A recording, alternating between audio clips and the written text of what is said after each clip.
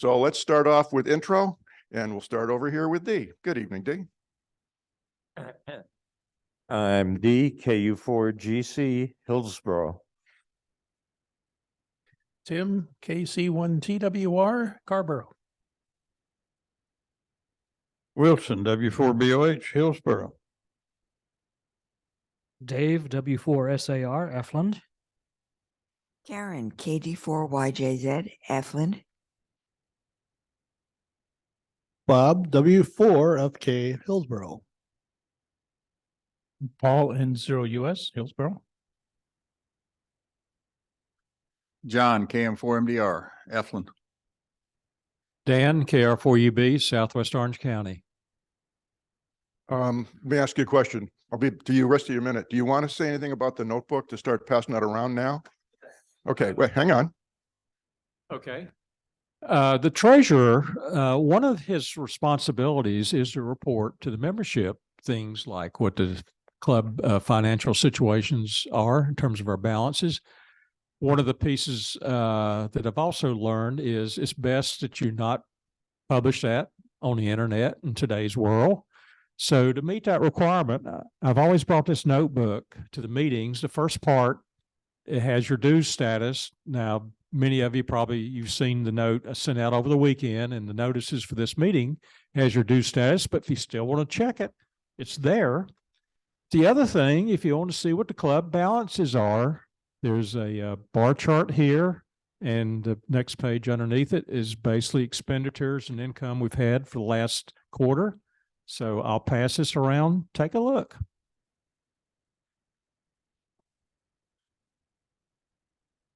Thanks, Dan. Okay. I am Chip, KF4WBK, Chapel Hill. John, KX4P, Pittsburgh. Bill, N8BR, Pittsburgh. Randy, KF40, Hillsboro.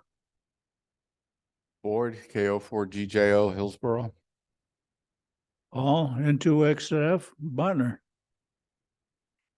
Pat, KO4QLU, Durham.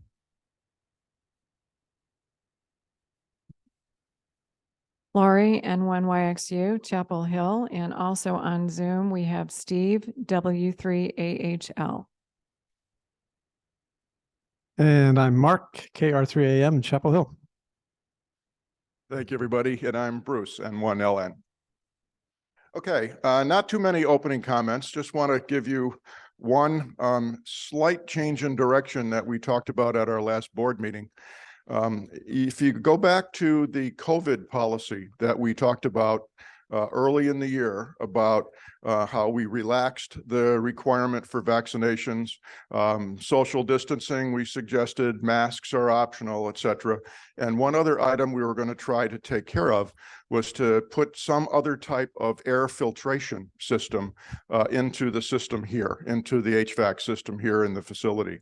And thanks to Dave had to work with the folks here and explain what we were doing. Thanks to Dan ran all kinds of tests and air volume tests on different types of filters based on their ability to filter out whatever might be in the air. And we got to a point where we got the okay from the facility to go ahead and put different air filters in the system. However, we kind of questioned that from a board of directors position. The main reason was it's okay if we put different filters in the system as long as it does not have a negative effect on airflow, which said to us, it set off a few bells that said, what if something goes wrong with the system with the air handler? Did our $15 filter cause that $2,000 problem? So we really decided we're not going to do that. We are going to run with it as we are because of that. And also the other reason is, well, how would this work for us? We walk into the room, if the air conditioning is not on or if the heat is not on, there's no air circulation. Typically, maybe Dave did it tonight, he turned the air conditioning temperature down, which started it up, which started the airflow. We're not going to change the air in this room that fast when the air just came on, and it'll be the same way in the winter. If it's cool in here and we want to turn on the heat, we're not going to change the air in the room that fast, whether we've got a perfect filter or an imperfect filter. So because of the fact that we're not going to be able to change the air in the room, and we did not want to accept the liability of a potential air handler failure, we kind of decided as a board, and I hope the membership will understand why we said that, why we're not going to move forward with that. But we're still, the rest of the policy around, no need for vaccinations anymore, social distancing if you'd like, masking if you would like, it's pretty much up to the individual to determine for themselves what they want to do. And the only, I guess, the variable in that was if local situations change, which was what we said in our earlier COVID policy, and it dictates we potentially take some other type of action based on local, state, and federal guidance, well, we might have to go back and look at the policy.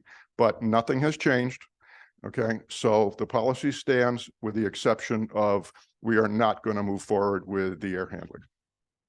Okay, so that was my comment, okay? I have now opened my comments, all done. And I'd like to turn it over to Dave for his field day update.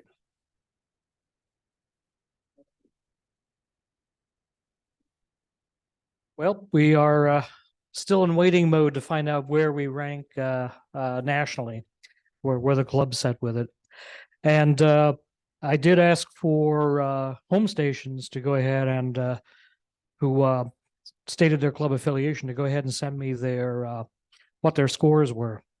And I thought I'd get some more responses than this. I'm going to put another call out because I have a feeling that more people actually did that, sent in scores and stated their affiliation as part of the OCRA DFMA, as members of the OCRA DFMA club, essentially. But the three that I did get back so far, well, let's go to the top.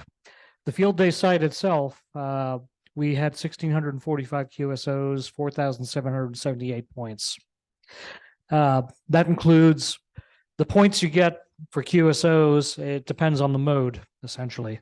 If you're doing phone, it's 1 point per QSO. If you're doing digital or CW, it's 2 points. And then the other factor is the power multiplier. So if we kept it at 100 watts, I think less than 150 watts, I should say. 100 watts? It's 100 watts. That's it. 100 watts down to 5 watts. The multiplier is 2 points for all the QSOs you had. So that's another multiplier there. If you went with QRP, it's 5 times. That's what we used to do, but it's a lot of work. And then if you go above to high power, it's only with a max cap of 500 watts this year. They don't allow you to go all the way up to 1,500. That's no multiplier, essentially. You're going straight with what you have. Well, anyway, so the field day site, we had 4,778 points. That includes some of the bonuses we had. Howie Hoyt sent me his information. He did 310 QSOs. I think these were all CW. So he had the ×2 multiplier for CW and a ×2 multiplier for the power level, 1,290 points. Very good. John, when he wasn't helping us with the food, he managed to get home and do some work. John, yours were on phone? Were they all phone? That's what I thought. He did 80 QSOs, and with the power level multiplier, that was 160. He got another 50 points because if you submitted your score online, they automatically give you a 50-point bonus. So that's how his worked out there. And then finally, Roger Barr, N4GF, did 65 QSOs, 350 points. I don't know exactly what breakdown he had. I think a lot of his was digital. I don't know if he did any phone with that. I think his was all digital, come to think of it. So that was 350 points. So I'm going to put out another call this week. I'll see if anybody else is out there that didn't tell me about their home operation. I'm hoping next year we'll get more and more people who will take part in that, because I think it's an opportunity for a little bit of fun to have a little side competition going amongst all the members there, and be great to have a home station beat the field day site. Can you imagine that? It could happen. It could happen. But any questions regarding this? All right. Well, like I said, bated breath till the late in November, and then we'll hear how we've scored in the national rankings. Thanks, Bruce.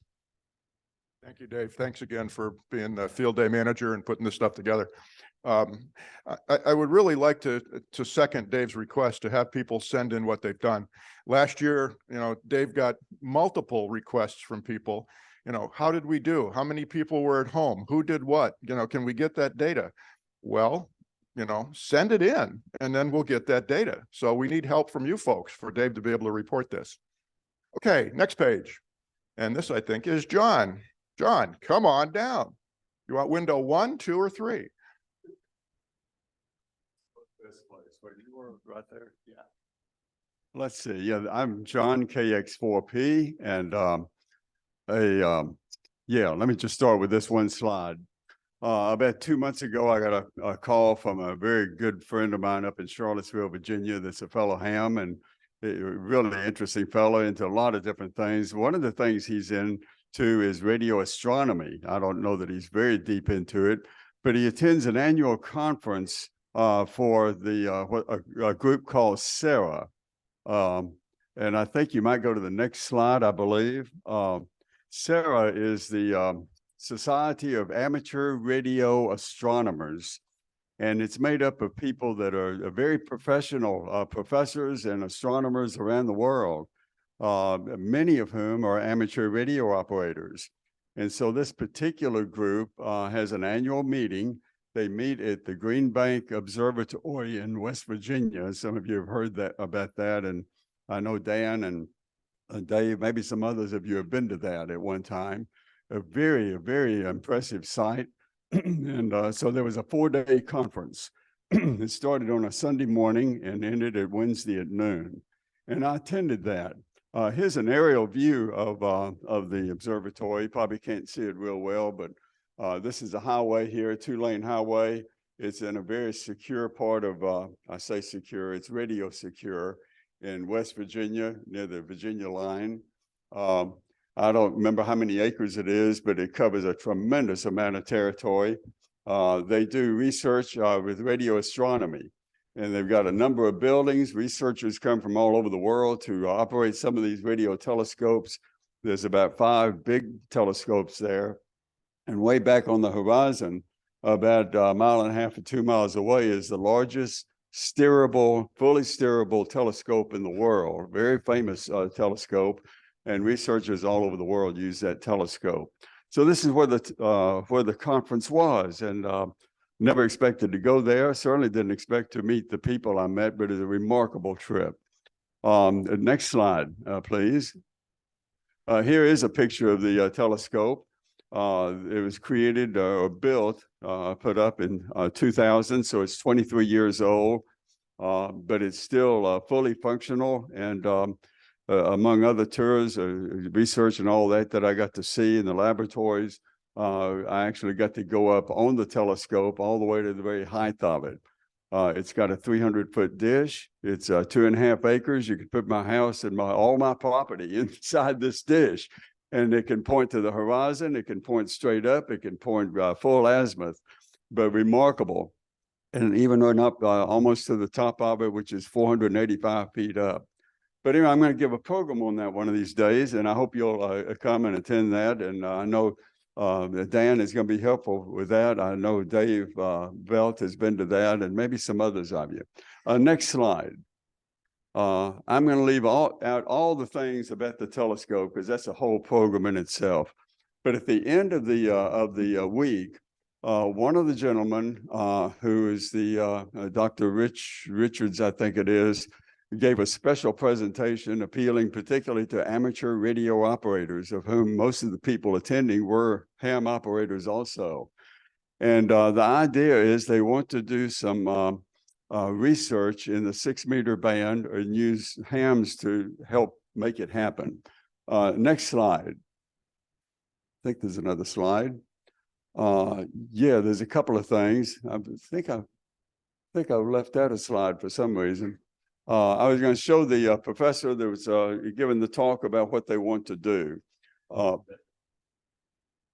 this is it. Yeah, well, that's the last slide. We'll come back to that. Yeah, go back one, I guess. I'll tell you how we got to that. he was giving a talk. There must have been lectures every morning, every afternoon, every evening. We got meals, everything there, breakfast, lunch, and supper. And then we got to go out and look at stuff, mainly radio telescopes, not optical telescopes. The gentleman on the left is the chairperson for the SARA organization. The one on the right is N2YO Chip that Bruce knows. And when he found out where I was from, he asked if I knew Bruce. Well, yes, I did. And he showed me in the logbook where he has worked Bruce in contests hundreds of times. Different contests. I don't know how many contests they've been in, but they've both been in multiple contests. So he looked me up, and I wasn't even in his logbook. I was really disappointed. So believe it or not, I came home on a Wednesday night. Saturday, after I came home, there was a contest on. I heard one station. It was N2YO. I worked him on CW. I gave him a point and told him he was number one. And I sent him an email who I was. And so now I'm in his logbook, Bruce. I couldn't believe I found him. But what they're trying to do, they on 6 meters, and they want hams to be able to help set this up. And for some reason, they don't seem to know how to do this. And I know more about it than what some of them did, but I really don't know enough about it. So this is going to be a request to our ham club to try to think this through and give a response to some things. The idea is that every morning and every evening, there's meteors always, 365 days a year, meteors always coming into the earth. And in the mornings and the evenings, they're streaking horizontally across the sky. At noon, they're hitting directly in. At midnight, they're, of course, not really hitting us. They're sheltered by the earth. But in the morning and evening, they particularly just, you look at the scatter plots, they're just always there. Right now, if you looked at it, there's just hundreds of meteors coming in, not just when there's big, meteor showers. And so he was demonstrating, you can't see it, but there's a little pole behind Jay Wilson here, about 12 feet tall, and he's got a 6-meter dipole antenna on it. He's got a SDR receiver and a filter mainly for 6 meters, I guess. And then he goes to his laptop out here on a picnic table, real simple operation. And he's showing me these meteors as they come in. And what he's doing is he's receiving a signal outside the 6-meter band. That's a TV signal in Toronto, Canada. We're in West Virginia. So the TV signal is putting out a signal. It's reflecting off the meteors, and he can see these streaks in the waterfall. What they want to do is do some research to see if there's some way to make reliable communications using these meteors. And the idea is to not use some TV station someplace, but have a ham operator that has a legal station and a call sign, set up a transmitter that runs 24 hours a day, 7 days a week, continuous. And it needs to be a CW continuous signal at the same level. So you just turn on a radio, leave it running. Their first thought was to use 100 watts and anybody could do it. My point is that probably burn up the 100-watt typical transmitter. So there's a lot of complications they haven't thought about. And so I kind of talked to them about some of the things seemed obvious to me. But what they need is a continuous carrier to be able to monitor. And I don't know if hams can do that or not without an ID or some other way of IDing. But that's one of the questions. But he demonstrated what they're trying to do, but they want to do it reliably with a transmitter putting out a continuous carrier and maybe 3 or 4 of them across the country. And then anybody, whether ham or non-ham, can set up receiving stations and report data back to some hub someplace where they'll decode it and collect the data, and they'll do analysis on how reliable it would be to do this. So that's what the task is going to be. Next slide.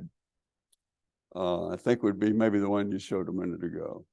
So he was given the presentation at first and explaining it on the blackboard. And I think I left that slide out, but this is I think the last slide or close to it. And in my discussion, we were sitting in a room in the back of one of the buildings with the lunch counters downstairs and a room upstairs called the Frank Drake Room. It's called that because several years ago, Frank Drake's the astronomer that came up with the idea of the SETI, the search for extraterrestrial intelligence. And that idea originated in this room where we're talking. And so then now they're talking about 6 meters and ham operators. But anyway, Rich gives this wonderful talk explanation. And as we sat around the room talking, most of these were things that I pointed at that I thought they needed to consider. 6 meter transmitter, how much power would it run? Does it need a power supply? You know, and they want to even buy the equipment through this organization to install in some ham's house. I brought up they certainly need an antenna and define what type of antenna and so forth. It would need lightning protection. They hadn't thought about that, but I think I would want it. It would need a PC with software program. They weren't sure exactly what program they would do, but somebody would organize the program. They would need an owner operator with a call sign that's responsible for the equipment. They would need to be able to define receiving stations. And when you publicize this and hams and non-hams can set up their own receiving station, what would that mean? What would it be? What would it take? And finally, how would the data be collected and analyzed and so forth? So they're at the preliminary thought of this, but the task is and I told them I would at least start with my club and present this as a project. Maybe some of you are interested in 6 meters or astronomy or whatever, but it's not a high-end thing. And so anybody can contribute to it. So maybe we have some other meeting or something by which we can discuss some of these things. One more slide, I think. Yeah, this is my last slide. Can OCRA contribute to Sarah's meteor scatter research project? Question mark, question mark, question mark. So that's what I wanted to present, but I was going to give a 3-hour program on the whole trip, but this is the tail end and an action item for our club. I think that's the end of it. Is there one more slide? Yeah. Oh yeah, there's going to be Seeing the Invisible Universe is going to be my whole slide talk. Coming to a ham club meeting near you soon, I believe. So anyway, thank you, Bruce, for letting me. Maybe is it real quickly, anybody have a comment or something about it?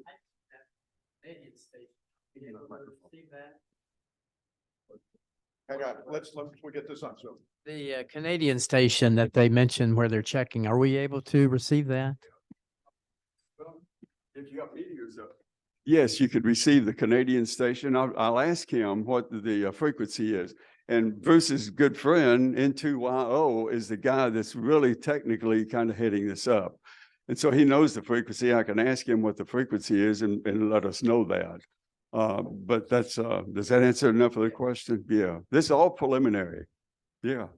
Yeah, and I wouldn't doubt that Chip would be very willing to attend this meeting when John's given his presentation over Zoom to be able to help out with John, help if some of the questions and answers and stuff like that. Chip's a great guy. I've known him for a bunch of years. I didn't know he was into this. I've only known him from a contest perspective.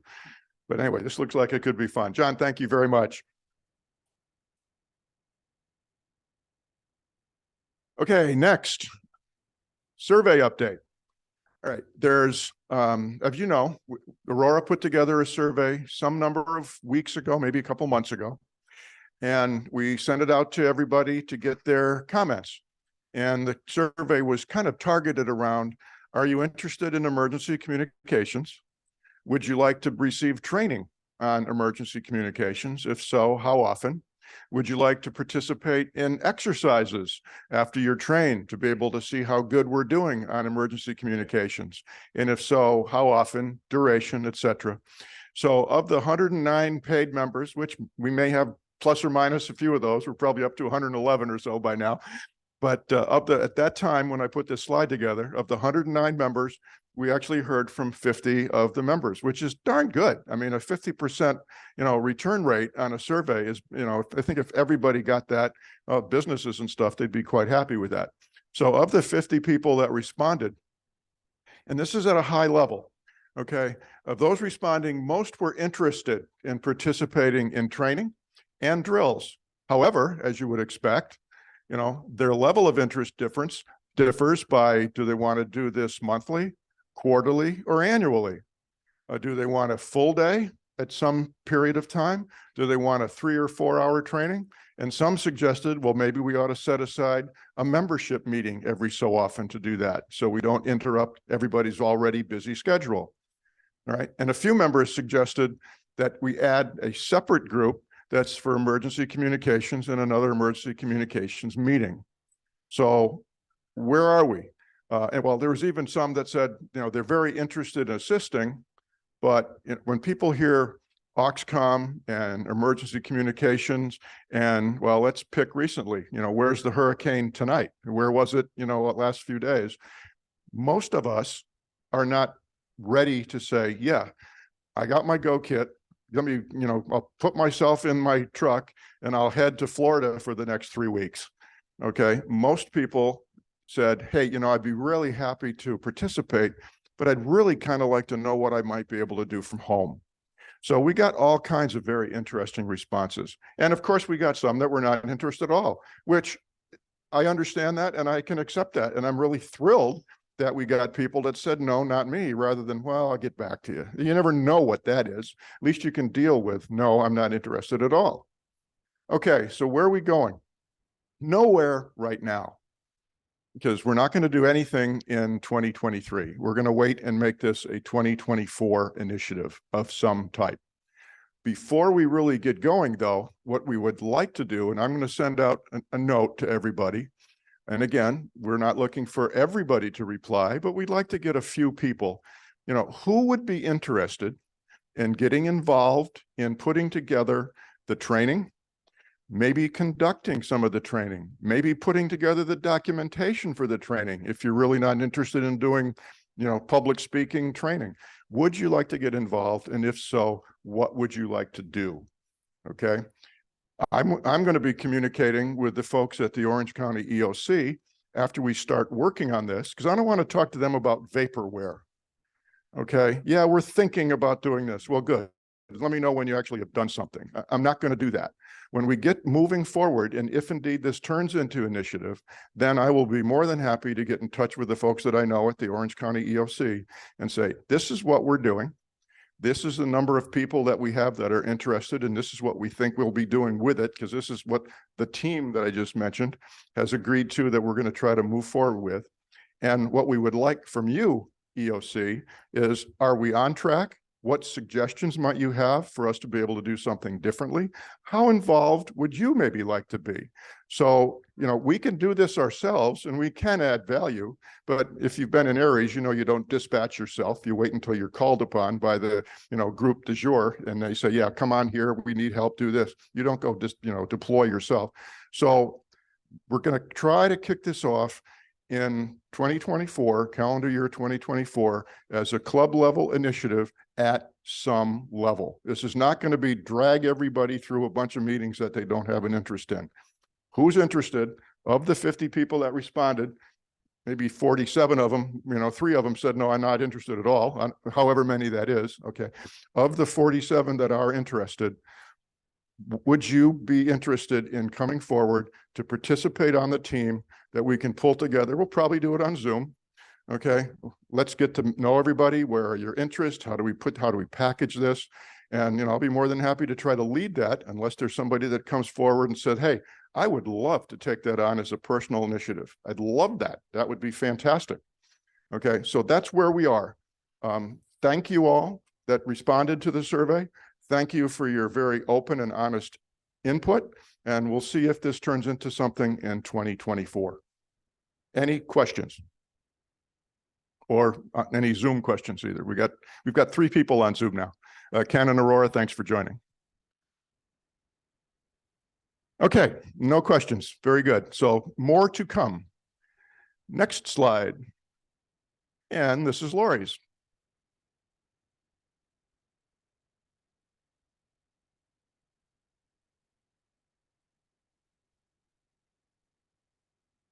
This has been kind of interesting with the transition. We've talked about radio astronomy. We've talked about emergency communications, and now we're talking about a Christmas party. So there's really not a great way to segue into this other than, can you believe we're in the middle of September? I can't. I don't know where this year has gone. I don't know where the summer has gone. But before we know it, we'll be in December. And what we typically have done over the last several years is rather than have a club meeting the second Monday in December, we've had a holiday or Christmas party. We are going to do that again this year. And if you want to put this on your calendar, it's Monday, December 11th. We already have the church reserved. I talked to our pastor and we are on the calendar. This is the location where we had the Christmas party last year. It's in Hillsborough. It's pretty much off Dairyland. So it's not too far from here at all and seemed pretty central to many, many club members. For those of you who were there last year, I hope you agree that it was a very nice venue for the party. And I wanted to just give you a real quick preview.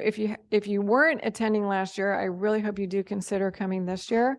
And if you came last year, come back, because we have a lot of things that we are definitely going to plan, and it will be a very fun event.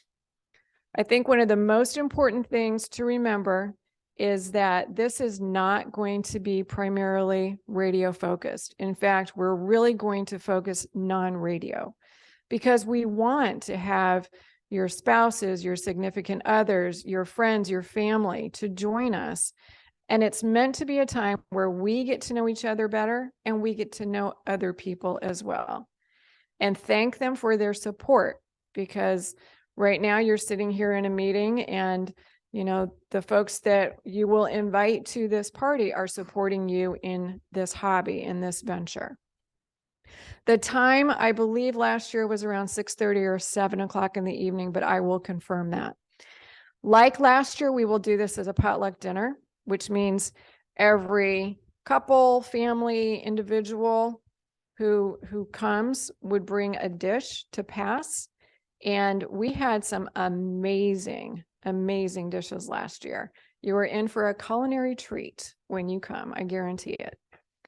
And as I mentioned, we're also going to be really focused on non-radio activities. Last year, we had a really fun group of folks who put this party together.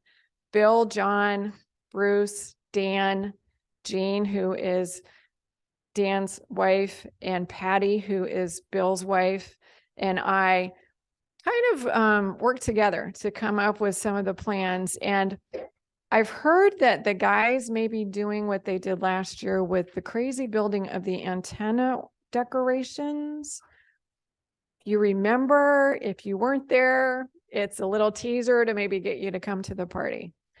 But I am going to be asking for volunteers.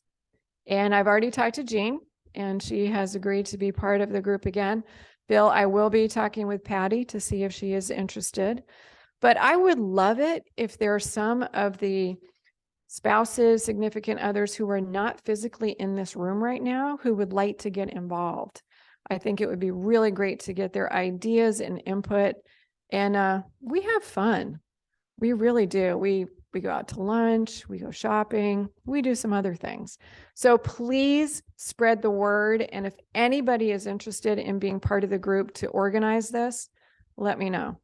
You'll get more information, and probably next month we'll start in on more of the signups, because we really do want to know how many people to plan for, so we know what our budget is when we're putting this together.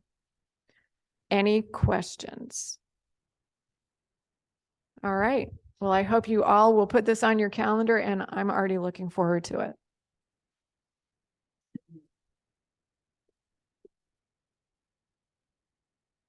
Somebody had a comment? All right. The next, passing this back to Bruce and talking about the upcoming elections.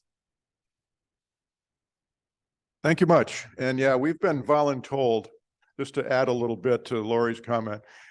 She said something about the guys are thinking about putting together similar things that they did last year. We've been voluntold that it would be really good if the guys put something together like they did last year. So Bill, John, Dan, Wilson, think about what we did last year and let's come up with something new. John said something about building a giant rhombus antenna that's bigger than the room or something. We don't want to quite get that big. There you go. There you go. That'll work. But we had a great time. We really did. And again, if you happen to attend, definitely did not have a shortage of food. We had food that could have fed twice as many people. The desserts were fantastic. It was great. We had a really good time. Okay, next, January elections. We have something interesting happening this year. In January, and every January, the elected officers, president, vice president, treasurer, and secretary, are always up for re-election.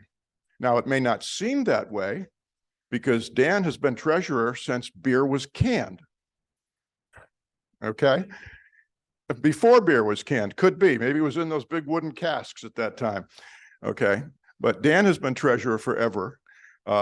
Lori and I have been president and secretary for 2 years. Bill has been vice president for 2 years, and I think board of directors for 4 years before that. Okay, so we are all expiring. No, that's not right. I want to see if you're paying attention. Our terms are all expiring as of the end of December. Okay, some of us may be interested in continuing on. Okay, but it would be really great to find out if there's anybody else in the club that would be interested in playing a role in the club's future. Okay, it would be something really interesting to actually have an election where you could vote for A or B instead of saying, well, okay, here's our slate. We don't have any doubles. Everybody agree? Yep. Okay, by proclamation, the same guys, the same gals roll forward. So think about it. Okay, board of directors. The board of directors get elected for 2 years. Okay, well, Chris, KY4OU, is the only board member that was elected last year. Now let's talk about board members. Remember I talked about since beer was canned? D, I don't know whether fire was invented yet when D and Wilson became board members. Okay, and they graciously, every year they say, sure, I'll do it again. I'll do it again. Okay, Karen, same way. Okay, Karen has been involved forever. Okay, this is Aurora's second year, and this is John's second year. Maybe they'll be interested again, but maybe there won't be. So we have this kind of perfect storm coming our way where, we don't want to see the club falter. And we've got 109, 111, 108. Somebody's late with their dues. Okay, 6 renewals on Saturday. So we've got 108 paid members. It seems like somewheres in that 108 paid members, there's got to be more than 9 people that are interested in helping steer this ship called OCRA every year. So think about it. It's fun. It really is fun. We have a lot of fun. Our meetings, we don't get together with meetings. We try to do it over Zoom. Okay, so it makes it more convenient for people so they don't have to waste an hour getting someplace and an hour getting back, especially if the weather's bad. Okay, we try to do things as convenient as we can for the membership. That URL, which will be in the recording, okay, because this is getting recorded and it'll be up on Zoom. That URL will take you to the OCRA website that Dan takes care of, and it'll show you by name who the current officers are, who the board of directors are, and when their term expires. And what you're going to see is pretty much everybody except for Chris expires December of 23. Okay, next page. So here's what you wanted to know. We have a listing, a write-up, bunch of words about what the roles and responsibilities are of each position. What we have done, a few of us, we have taken those roles and responsibilities and we've tried to turn them into bullets. So you can easily look at it and say, well, what does the president do? What's the expectation if I'm interested in becoming that person? What does the vice president do? What does the secretary do? What does the treasurer do? And also, what does a board member at large do? Now, one thing that we don't have here is how we do it. That's up to the individual that really has that office. Okay, well, when we took over 2 years ago, we decided, well, we got this thing called COVID. Okay, so how do we open up the meeting so everybody can attend, even if we can't have a face-to-face meeting? And how do we make things visible if people are not there? And how do we make this experience the same for people that are on site or not on site?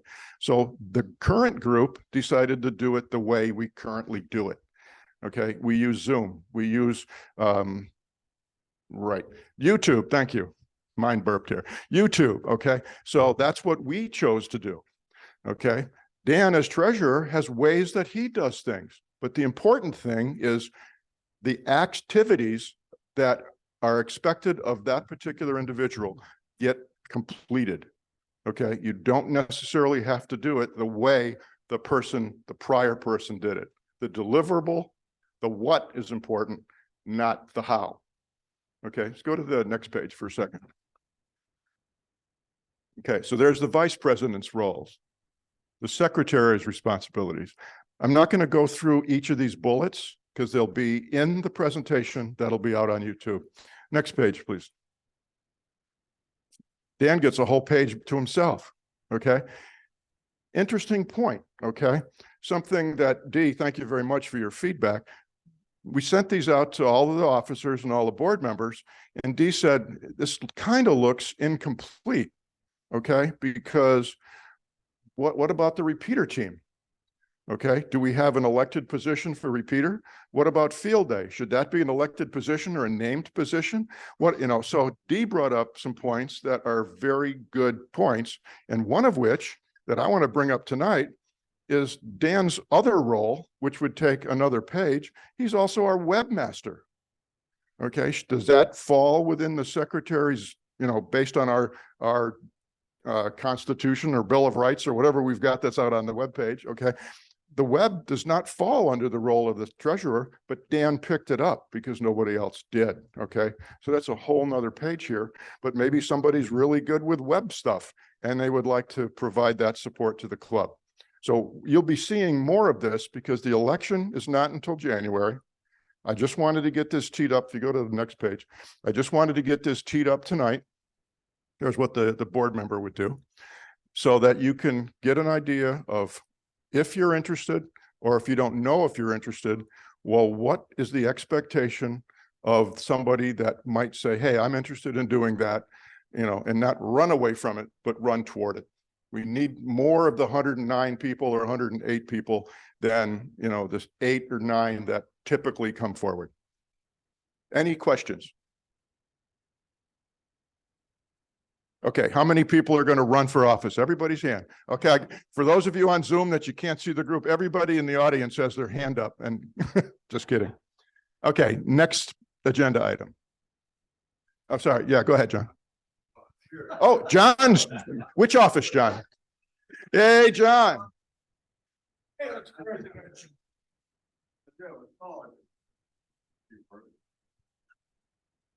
Some of my thoughts are not particularly valuable, but the webmaster and what else? Whether the field day and the OCSCOM or emergency, whatever, those sort of things. Why not designate, in addition to the board? I don't know how many members can be on the board, but have some designated positions of a field day person, but they would be a board member. So they actually be at the meetings, attending year round to know what's going on in the emergency and so forth, but maybe have some specified board members. Yeah, so if you didn't hear, John, I think you did, to identify key roles and get people to play that role. So there's a position, if you go back to your time in business, right? You can be the vice president of this or the manager of that, and that's your position, but you may play multiple roles. Dan is the treasurer. He plays 2 roles. One is treasurer, one is webmaster, okay? Dave is not on the board of directors, okay? But he very nicely stands up, waves his hand after we grab him and tie him up and pull him into the room, and said he will be more than happy to play the role of field day coordinator, okay?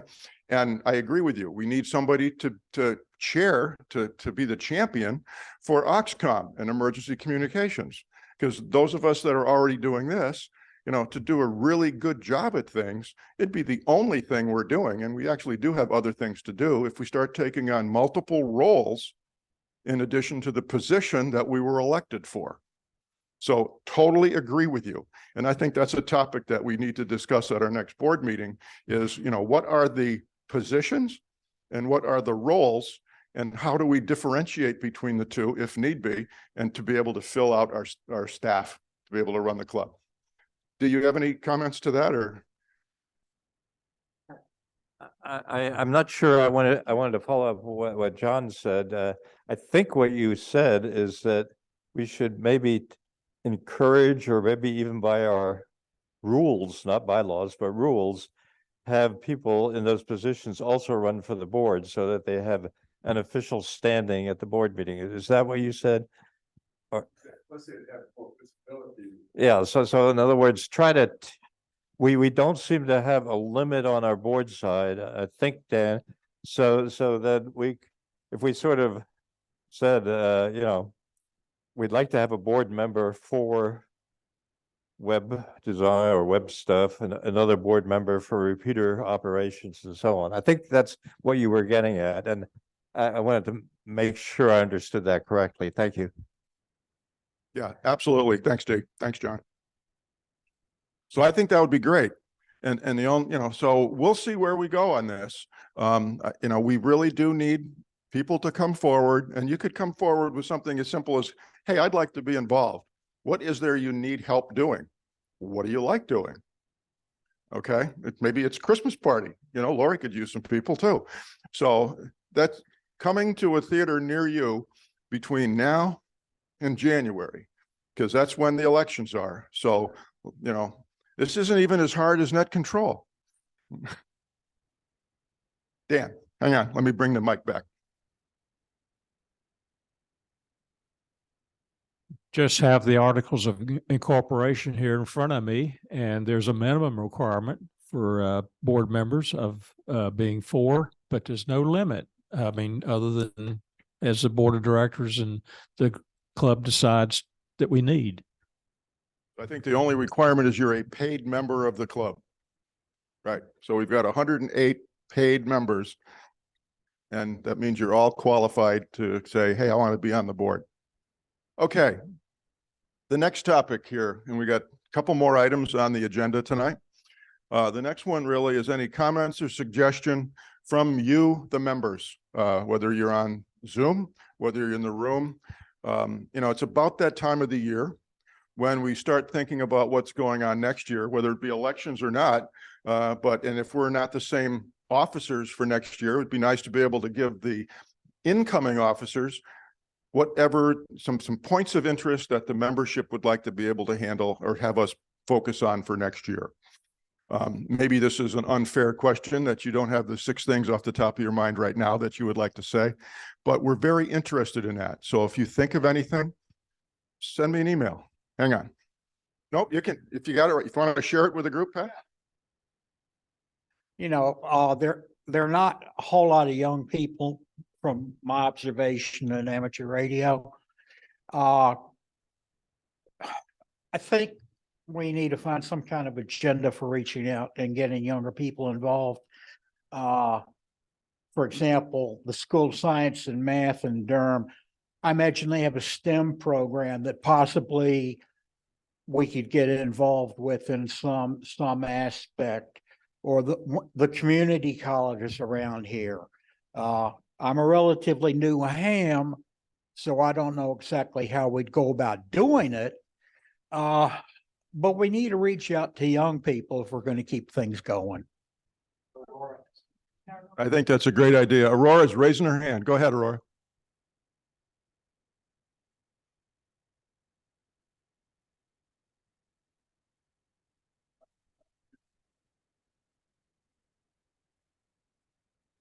Okay, 1 second. You're not on mute, but we can't hear you. Trying to figure out what that little icon before your name is.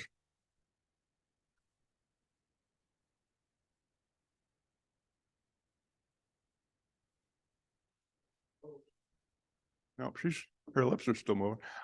Well, yeah. Yeah, go ahead and put it in chat. All right. Anything else while Aurora's typing, or Dan has a comment? Let me go back to Dan with a mic. I'd like to make a comment why we need to get some new people doing some of these jobs. And that is, I'm guilty of having been treasurer for this club far too long. And what that does, it creates a codependency on me, and I'm getting on up there in years.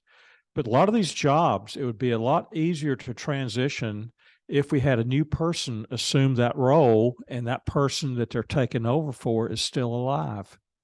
It would make the transition a lot easier. So think about it from that point of view.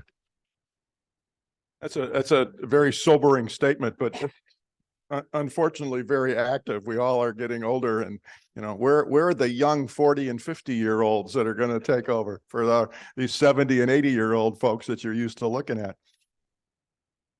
Okay, hang on. Let me get the mic to Lori.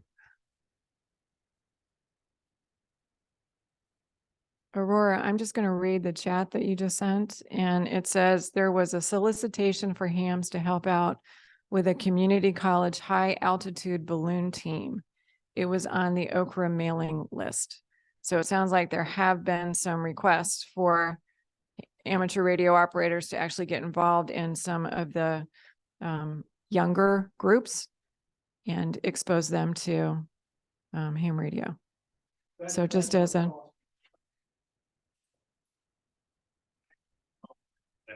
Okay, so we've got Pat saw that, Chip volunteered for it. When is it, or was it? Nope. Okay, they're gonna sent the contacted the coordinator, and he gave him my email and phone number, and the college will call me up and make arrangements. The job is to mentor the students getting their tech licenses and assist them in getting everything together. Then they'll have a competition to launch the balloons, and they'll watch the locations over APRS. And there's a cool little APRS transceiver that you can buy that's on the web. Excellent. Follow-up? Yeah, one quick thing that Aurora actually also said is that, following up to John's comments about the upcoming presentation from his visit up in West Virginia, the kids love space stuff. So that could be a really cool way to introduce some kids to that area of amateur radio and or astronomy. So I think all of these suggestions are good. And, maybe when we're putting together the roles, maybe we need somebody that takes on the role for membership. Maybe we need somebody that takes on a role for community outreach. Those of us, we tried to do this month one when we all got together, and we put together teams, but we all got busy and we never really followed through on a lot of them, with the exception of the programs team. So Bill and John have had a program for us on every single monthly meeting, except for this one where I said, no, don't do it. Let's have a general meeting so we can talk about stuff. But, I think we need to get back to the basics and say, okay, yeah, there was an email, but who's going to grab that email and see if we can get 3 or 4 people lined up and shake the trees and get some more people to volunteer. I think I remember seeing it, but I think I saw the date and we're not going to be in town. I think that's what happened, but I couldn't tell you because I read it. I said, oh, that looks interesting. And then I got rid of it because, I'm not doing that. So I did away with it, or if I'm already committed that weekend or something. But I still could have grabbed it and said, okay, let's see if we can get a group together to try to support this. I didn't do that. So maybe we need somebody with that kind of role. So good point all around. John, hang on.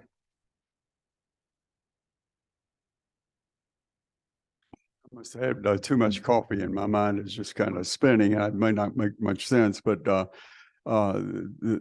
comment Lloyd made, and also Aurora, I think, about younger people and the concern. Actually, the program I want to do on the radio telescope, the club here is going to be the guinea pig. Okay, you're going to be the first ones to see it. unless I can find some, do it sooner. But anyway, I think you're going to be the guinea pigs to do the program, and I'm going to modify it. But one of my goals already, and I've been invited to give this as a presentation to the youth of my church. I'm real active in my church, and the youth, they were looking for things, to entertain them and keep them interested. And this would be a wonderful program for them. And the other thing going on in my mind is, maybe a school would let us do this sort of a program that, open the doors. The other thing is, I know that when I leave the room here in the club meeting, I'm on cloud 9, but except for my license plate showing that I'm a ham, and if I had an antenna, I'd have it on the car. But I don't want to drill a hole in the new car yet. But anyway, I'm thinking, we don't seem to have a good way to publicize our club or let them know we exist. I'm not sure how we do that, other than if somebody goes to Google and puts in Orange County and amateur radio, they would find us. But that's not publicity. That's just accidental. So I think our club ought to put together some thoughts about how do we get some visibility. How do we get the word out of who we are, what we do, what we're all about, and what we have to offer? Because it's really a wonderful hobby. And you hate to see the kids grow up and not know there's things like that, like this club, to be part of. Does that make sense? Oh, yeah. Makes a lot of sense. Hog Days coming up. I don't know if we might set up a little booth or something there and have our handheld or something. I don't know. So when Ken, okay, Ken, go ahead, Ken.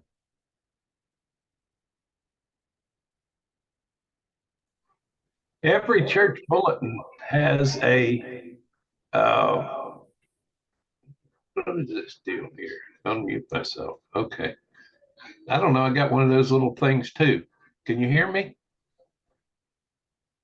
Every church bulletin on the back of the bulletin has sections where people can purchase advertisement. And maybe we could just get a little square in there for the Orange County area to let people know that we exist. I mean, that would blast thousands of people. It's just a thought. I mean, it is. I'm not sure exactly what those costs are, but that might be a thought. Okay. If you didn't hear me, I'll type it in the chat.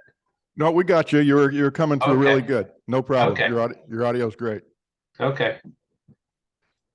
Yeah. So Ken, which position did you want to fill for next year?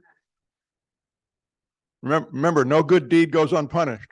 Oh, I'm well aware of that. Okay, John has a comment. Continuing on with respect to the young folks, has the club ever worked with any of the scouting programs in the area? Boy Scouts or Girl Scouts or what? I guess it's called scouting now. Right, right. I'm just wondering. Yeah, yeah. So it's another way another group of youngsters that might have an interest working on those badges. So I think that's a good idea because the Boy Scouts are scouts. I don't know how to keep that politically correct, but there is JOTA, Jamboree on the Air, which is an annual radio related event where they get on the air and talk to other clubs. Yeah, Aurora has another comment. And Aurora, I'm sorry that we're not able to hear your voice because it's much more melodious than mine. But what she said is, hold on, I just scrolled up. Is there interest in the group in community outreach, like setting up booths at SciTech Expo, Maker Fest, or other things like that? She loves that kind of thing, but we need to do it with several other folks so as not to get burned out.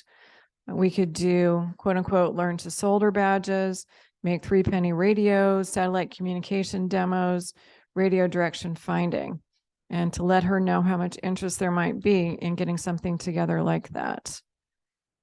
And Great idea. Almost had a scouting group come on a fox hunt. Oh, that's cool. And could do a direction finder build day. That sounds like fun as well. So these are, hang on, Chip. Many years ago, back when I was much younger, my kids were able to do their Chapel Hill High community service by participating in ham events. And it also, Phillips Middle School had an instructor, and the kids would get their licenses through the high school. And if we can convince any of the high school science teachers to get involved, that would make that much easier, but I'm not sure how to go about that.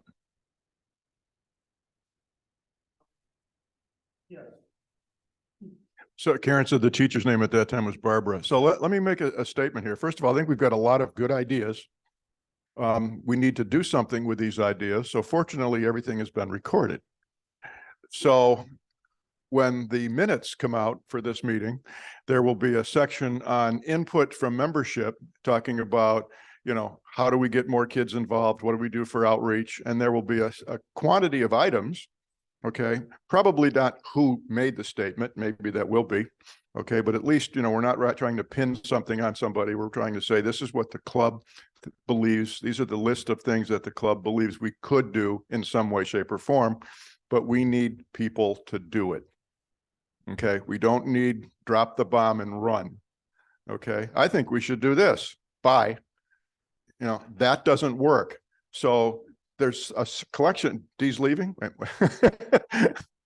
There's a, you know, some of the, you know, we don't need to do all of these. You know, maybe we pick up one or two of them and we get, you know, 2 or 3 people or maybe 4, you know, people on each thing, and they get involved and try to pull something together. We don't need to know how to do everything yet. We just really need to know what, and we're pretty smart people. We probably can figure out the how, you know. With the, what's up? Pardon me, Chip? Smart. Yeah. So I think we can figure out the how. So I think this has been great. I don't want to cut it off if somebody has any more ideas, but wait a minute. Lori's raising her hand again. Hang on. Aurora said that she can check with her son's high school engineering teacher to see if there's any interest at Orange High. And she also loves the idea of having a Hog Day booth next year. I'd like to just make a observation. I'm sure Dave and Karen can make the same. We had a lot more kids involved when we had parents who were younger and members of the club, and that opened so many doors. So one way to involve the kids is if we had more members who were parents of young children.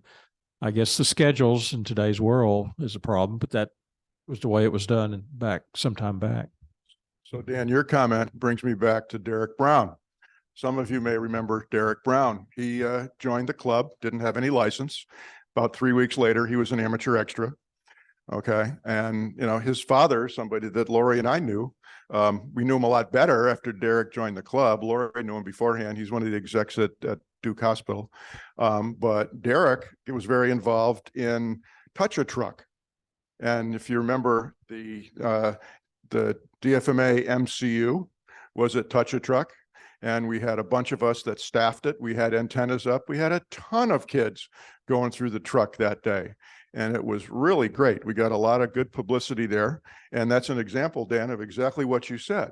We had a member that joined. In this case, it's the flip side. The member joined and brought along his father instead of the father joined and brought along his son. But it worked. And we got a lot of good visibility there. Wilson has a comment. Hang on. I'm not sure if it fits, but have you seen the news of Orange County? It would not be difficult to write the best article in that newspaper. And it could be about ham radio. It could have some little description, and it could have some pictures, and it could have an invitation to participate. And I would certainly help. You know, over the course of some weeks, we could pass that around and then go up there and lay it on them and see if they wouldn't pick it up. We could even let them pretend to have come and asked for it. But it would be neat. I'm living in Orange County now for 17 years. I'm not at all familiar with that particular paper. So however it didn't come to us, it hasn't been there yet. So I don't know how we get it, but I think that'd be a great idea. We have a mailbox, we have an address. I don't know how it didn't get there. But anyway, I think that's a great idea. And that probably is free to put an article in there. No? I don't know. I thought I heard somebody say something. Okay. But at least it's something I think that would be worth investigating. And, you know, I mean, we could do an open house someplace. Come on over and see what ham radio is and sit in front of the radio and operate. And, you know, the first 10 kids that sign up get to come, not 50 of you. We'll do that the next time. But I wouldn't volunteer Wilson's house unless Wilson volunteered his house. That's why I said there'd be a place to go. Could be your house, John. You have a lot of different radios there, tons of them. But anyway, I think that's a great idea. I think that's a great idea to get in a public, in a magazine, which, you know, again, I'm not familiar with it, so I don't know what the quality of the articles are, but it would be good. Anything else? Any other member? Yeah, Bob, hang on. Okay. Okay. Bob has a show and tell. And is it something that will work on Zoom? Well, you have to stand in front of Mark's camera. Over here. Here. He'll pull you. Yeah, you're good. Okay. Hello again. I'm Bob, W4FK. Also speaking to increased not awareness, but being seen in public, I guess. The state fair is coming up. And Rars has a truck they bring, and they are always looking for volunteers to work around the truck, which gives us a chance to talk to the public, promote our own club if we want to. I'm volunteering. I haven't picked a date yet, but I intend to have something, hopefully working with the club to where they can scan a QR code. It'll take them to our website, so we don't have to print up a bunch of stuff and keep track of it. Anyway. I don't know how many people know what the scrap exchange is. The scrap exchange in Durham. All right. Me and my wife love to go there. I make stuff like this out of it. You can find some cool stuff there if you're looking for LEDs for in the quarter bin or so. And I ran across this. Kind of looked like, I figured, oh, got that straps on. I've taken it half apart. I figured it was a laser tag thing for a kid. I said, well, that's cool. Let's see what, I don't have the gun for it, of course. So let's take it apart and see what the laser actually hits. And there's no laser thing in here. What is cool is there's a loop antenna. And we all know there's for direction finding. They're very sensitive as you turn them. So the gun must fire off a radio signal. And depending on how you're turned, if it hits you or not, it lights up the green LEDs here. And I'll pass that around if everybody wants to. There's a loop antenna right in there. You see it on the Zoom, Mark? Here. So I'll pass that around and you just get it back to me at the end.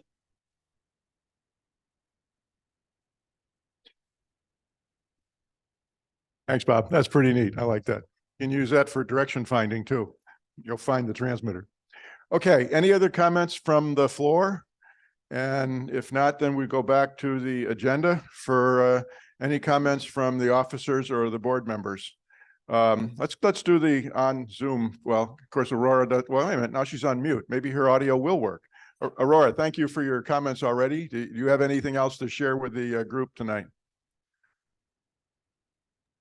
You cannot hear me, can you? Yes, we can. You're Wait, fixed. what? I turned it off and I turned it back on again. You're good. Audio's great. Oh, sorry that I had to go with your translator. No, I'm like super inspired now by the idea of making your own laser radio activated thing as an outreach activity for kids, because that, my son, when he was 8, would have loved that. And I think a lot of other kids would too. So, my final comment was just like, I think that's a brilliant idea, and thank you for sharing. Anyways. And Thanks, come to the Rod. ham pie meetings.